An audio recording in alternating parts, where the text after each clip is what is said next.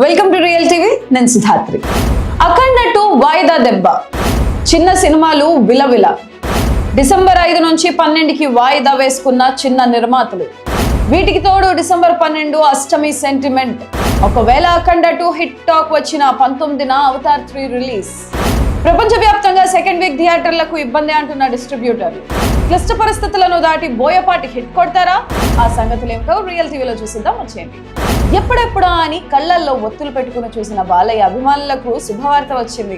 సాంకేతిక కారణాల మధ్య ఆగిపోయిన అఖండ 2 సినిమా డిసెంబర్ 12న ప్రపంచవ్యాప్తంగా విడుదల చేసేందుకు సన్నాహాలు మొదలైపోయాయి.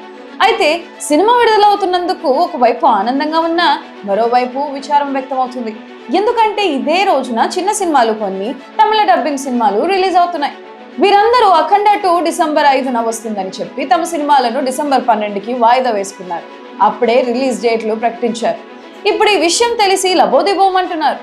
రోషన్ కనకాల, సాక్షి మతోల్కర్, బండి సరోజ్ ప్రధాన పాత్రల్లో నటించిన మోగ్లీ సినిమా ఇదే రోజున వస్తుంది.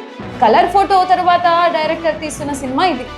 యూత్ లో ఎన్నో అంచనాలతో విడుదలవుతుండటంతో నిర్మాత, దర్శకులు బెంబేలెత్తిపోతున్నారు. తర్వాత హర్రర్ కంటెంట్ తో ఈషా అనే సినిమా వస్తుంది.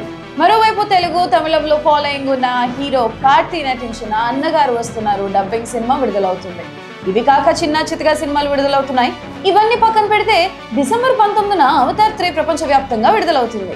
ఒకవేళ అఖండ 2 బంపర్ హిట్ అయ్యి సెకండ్ వీక్ కి వెళ్తే తెలుగు రాష్ట్రాల్లో ఇబ్బంది లేదు, కానీ దేశవ్యాప్తంగా, ప్రపంచవ్యాప్తంగా కష్టకాలమే అంటున్నారు. ఎందుకంటే సెకండ్ వీక్ లాభాల్లోకి వెళ్తేనే ఏ సినిమా అయినా బ్రేక్ ఈవెన్ దాటుతుందని ఇండస్ట్రీ వర్గాలు చెబుతున్నాయి. ఓవర్సీస్ లో కూడా ఇబ్బందులు ఎదురయ్యాయని, ఆ నష్టాలను సరిచేసుకొని ముందుకెళ్తున్నారని అంటున్నారు. అన్నిటికీ మించి సినిమా వాళ్ళకి సెంటిమెంట్లు ఎక్కువ. డిసెంబర్ 12 అష్టమి వచ్చింది. అయితే శివతత్వం మీద తీస్తున్న సినిమా కావడంతో ఇవేవి అడ్డు రావని కొందరు అంటున్నారు. ఏదేమైనా ఇలా ఆలస్యమైన సినిమాలకు మళ్ళీ అలాంటి హైప్ రావాలంటే కొంచెం టైం పడుతుందని ఇండస్ట్రీ వర్గాలు చెబుతున్నాయి. ఏదేమైనా బాలయ్య అభిమానులు, తెలుగుదేశం క్యాడర్, సినీ అభిమానులు అందరూ ఆకాంక్షలు నెరవేరే సమయం ఆసన్నమైంది. మనం కూడా బాలయ్య సినిమా విజయవంతం కావాలని ఆశిద్దాం. Thank you for watching. చూస్తూనే ఉండండి రియల్ టీవీ.